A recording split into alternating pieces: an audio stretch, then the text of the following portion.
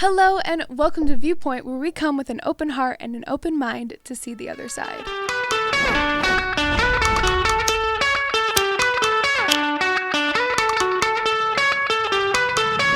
I thought it would be fitting that for my first episode, we talk about superheroes.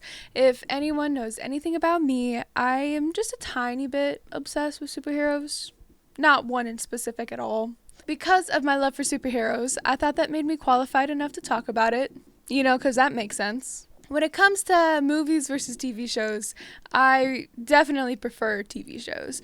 I love the format that style of writing offers, but rarely do superheroes ever get it right. I'm looking at you. The bare bones of a superhero story are simple. It's your basic hero's journey, and if you don't know what that is, there's plenty of Google images about it. You got a character whose world is completely changed by powers, and with it gets this arch nemesis that they have to defeat by the end of the story. It's a story everyone knows, and how hard can it be to mess up? Well, ask the execs of any superhero show in existence.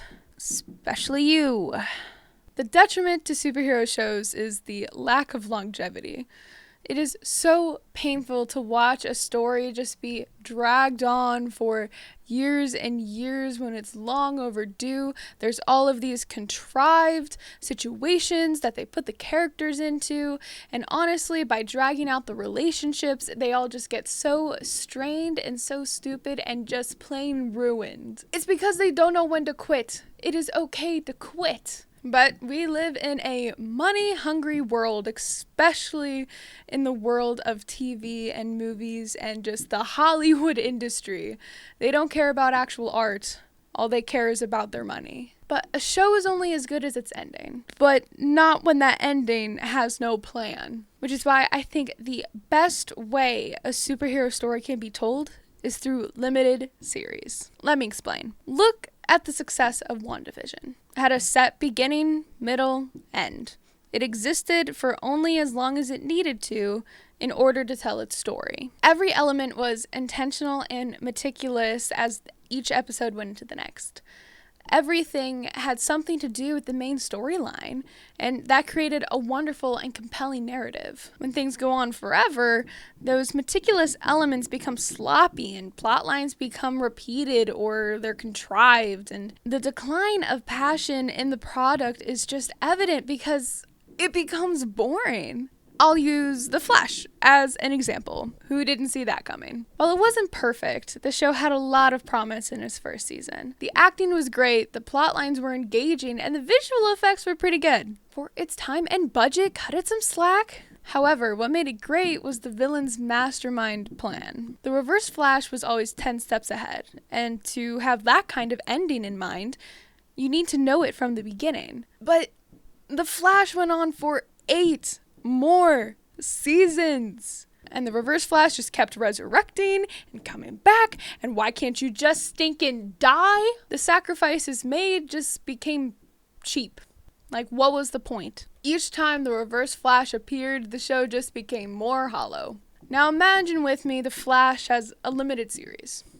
You have a certain amount of time to flesh out characters, relationships, the plot. Everyone can agree that the Flash is pretty overpowered. He can end a fight in a blink of an eye, ideally. And as the series goes on and the Flash is, supposedly reaching that super pro level hero-ness, the contrivances become increasingly unbelievable. Your normal week-to-week villain doesn't fit with the Flash's power set. A limited series would be able to focus the story more on the character. You'll have more focus on developing the big bad and that overarching storyline, but then also have the opportunity to further explore the underlying plot lines, the Flash's personal goal. And that is the beauty of limited series. Intentionality. You have a set expiration date to tell the story that you want to tell, to turn this character into who you want him or her to be. Well, the problem with TV shows is their inability to end, then what's wrong with the movie format? They have a shorter runtime, can be more focused on the overarching narrative, and a set ending. Well, I'm glad you asked. you didn't have a choice. I think that movies aren't long enough to really explore all the nuances of a superhero. People, including myself, watch superhero movies because of the action. But I think the best and most compelling conflicts that superheroes, like Spider-Man, Superman, and the Flash can face aren't physical, but emotional.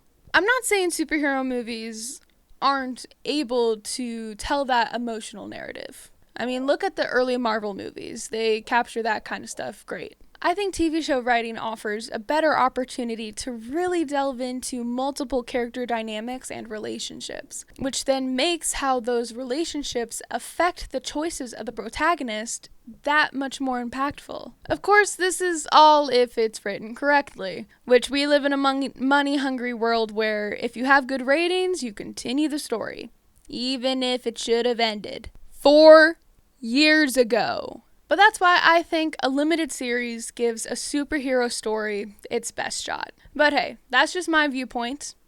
What's your viewpoint? Do you like movies or TV shows better? And did you disagree with anything I said? I would love to hear from you down in the comments. Have an awesome stellar fruit salad day, and I'll see you in the next one. Man, I could talk so much about The Flash. It is my all-time favorite character, and I got so many critiques for how they did the movie and how they did the TV show, and ultimately they should have taken notes from the animated version. You know what, maybe one day I'll talk about the animated DC universe, because I went on a whole binge watch session last summer and absolutely loved it, and why can't they replicate it in live action? I have no idea.